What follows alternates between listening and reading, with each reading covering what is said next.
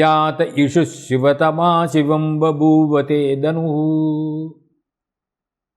சிவா சரவ்யா யா தப தயானோ ருத்ரமிருடயா.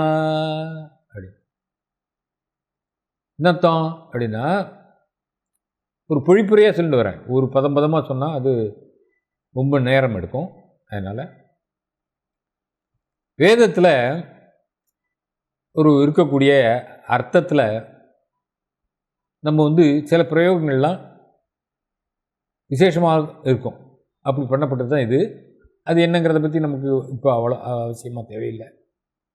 இதில் என்ன சொல்லியிருக்கோம்? ஒரு பாபியாக இருக்கேன் நான். என்னுடைய பயங்கரமாக இருந்த எந்த பானம் என் மேலே கோபமாக இருக்குது. நான் பண்ணுற பாவங்களுக்கு உன்னுடைய பானங்கள்லாம் கோபமாக இருக்குது. அந்த பானங்கள்லாம் நான் ஏற்கனவே வணங்கியிருக்கேன். அப்படி அதனால் அந்த பானங்கள்னால எனக்கு எந்த பாதகமும் ஏற்படக்கூடாது. அதெல்லாம் எனக்கு நல்ல சுகத்தை கொடுக்கணும் அப்படின்னு வேண்டிக்கிறோம். இப்போது இந்த மந்திரத்துக்கு யார் ரிஷி அப்படின்னா ஆத்ரேயர் அப்படின்னு ஒரு மகரிஷி. அவர் தான் இதையும் நமக்கு சொல்லிக் கொடுத்தார். சந்தஸ் அனுஷ்டுப் சந்தஸ், தேவதை சம்பூன்னு சொல்கிறோம். சம்புன்னா சிவன். அதுக்கப்புறம் அந்த சம்புங்கிற பேர் எப்படி வந்தது அப்படிங்கிறதெல்லாம் நிறையா விளக்கங்கள்லாம் இருக்குது. நம்ம வேண்டாம் சிவன்னு புரிஞ்சுப்போம். இதுக்கு தியானம் எப்படி பண்ணுறது? ரெண்டாவது மந்திரத்தை சொல்கிற போது அப்படின்னா, தியாயே தேவம் சஸ்மிதம் செந்தனஸ்தம் தேவ்யா சார்த்தம் தேஜசா தீப்யமானம் விஸ்வாசாலங்கிருதாபியாம் புஜாபியாம் சூராகாரம் தூயமானம் சுரௌகையி. என்ன அர்த்தம்? இப்படி தியானத்துக்கு இந்த ஸ்லோகம் சொல்கிறோம். அந்த தியானத்தினுடைய ஸ்லோகத்தினுடைய அர்த்தம் என்ன அப்படின்னா, தேவியோட அவர் என்ன பண்ணுறார், சிவபெருமான் தேரில் வந்திருக்கார். அப்படி இருக்க மாதிரி நம்ம கல்பனை பண்ணணும். நல்ல தேஜஸோடு இருக்கார், பிரகாசமாக இருக்கார். கையில் என்ன இருக்குது? பானம், வில், இதெல்லாம் கையில் வச்சுருக்கார். பெரிய சூரனை போல இருக்கார். சுற்றி யார் நின்றுருக்கா? தேவகணங்கள் எல்லாரும் அவரை வணங்கிட்டு இருக்கா. ஏன்னா ஆல் பவர்ஃபுல் சக்தி இல்லவா அவர். அப்போது தேவகணங்கள்லாம் அவர் கும்பிட்டு இருக்கா மாதிரி நம்ம ஒரு இமேஜின் பண்ணணும், கல்பனை பண்ணணும். இன்றைக்குமே அந்த மெடிடேஷன், இமேஜினேஷன் இதெல்லாம் தான் லா ஆஃப் அட்ராக்ஷன் லேட்டஸ்டாக சொல்லிட்டு வராங்க. அது மூலிமா பல சக்திகளை நம்ம கவர முடியும். ஆக சிரிச்ச முகத்தோடு இருக்கார். அப்படிப்பட்ட அந்த சிவனை நம்ம தியானம் பண்ணிக்கணும்.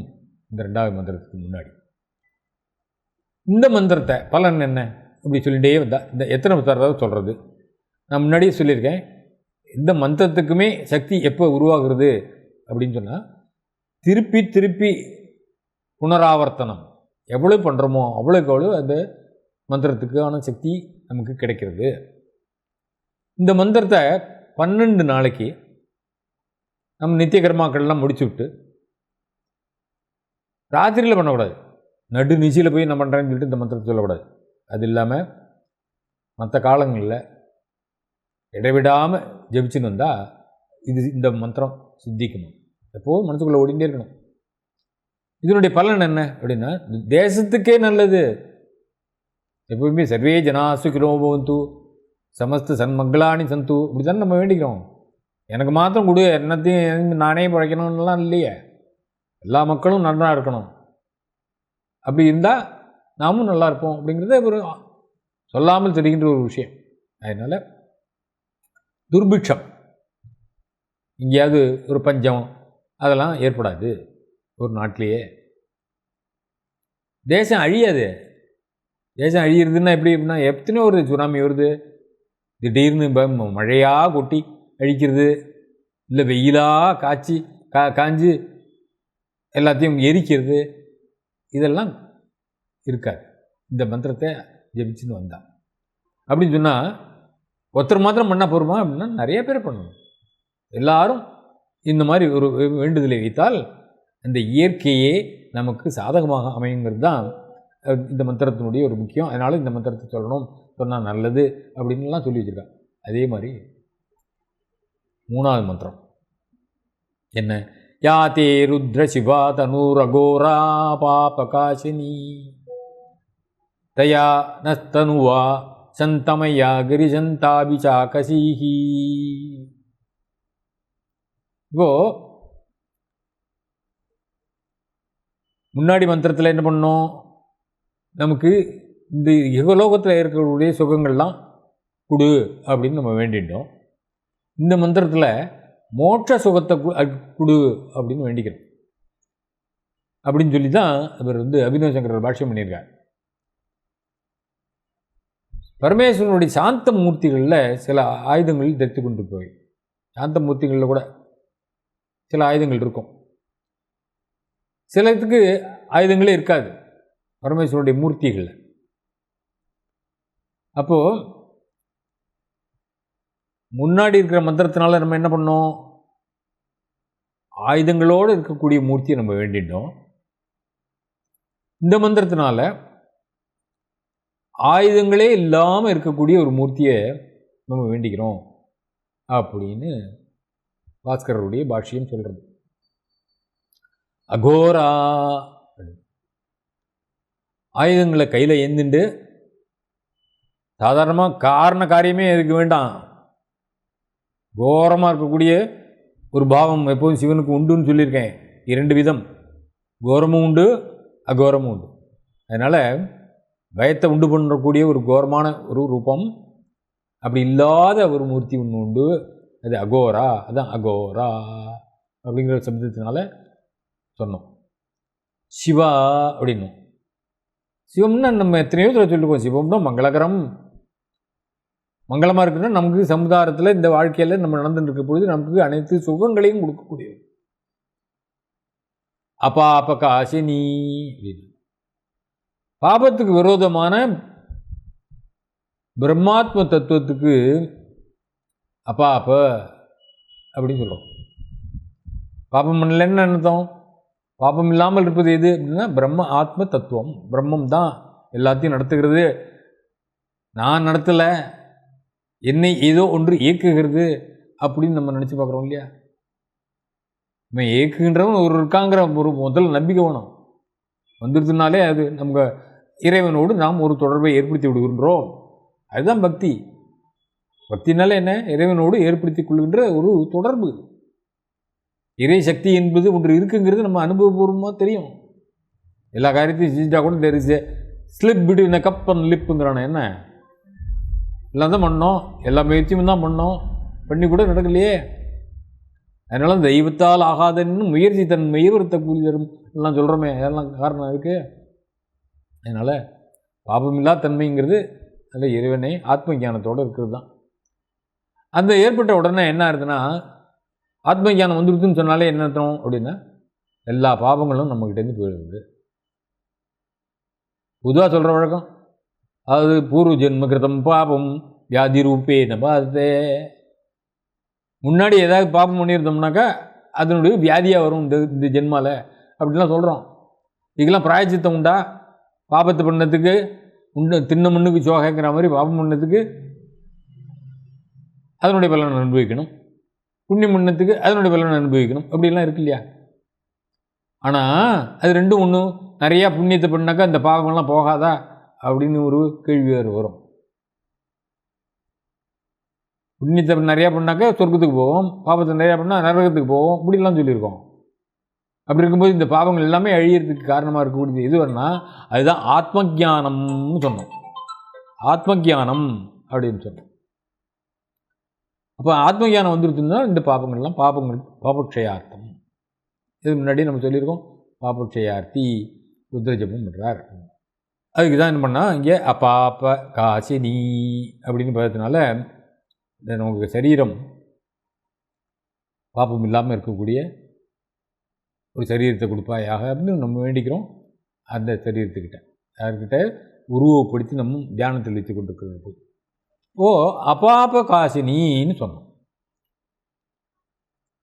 பாபத்துக்கு விரோதியாக பிரம்மாத்ம தத்துவ தியானம் இங்கு அபாபம்னு சொல்லி. ஆத்ம ஞானம் வந்துடுதுன்னு சொன்னாலே சமஸ்த பாபங்களும் போயிடுறது அப்படின்னு உபனிஷத்து சொல்கிறது. இதுலேருந்து என்ன தெரியுது அப்படின்னா, ஆத்ம ஞானம் பாபத்துக்கு விரோதி. ஆத்ம ஞானம் வந்ததுன்னா பாபம் பண்ணணுங்கிற எண்ணமே வராது. நமக்கு இந்த பாவம் பண்ண மாட்டோம் அப்படின்னு தெரியும்.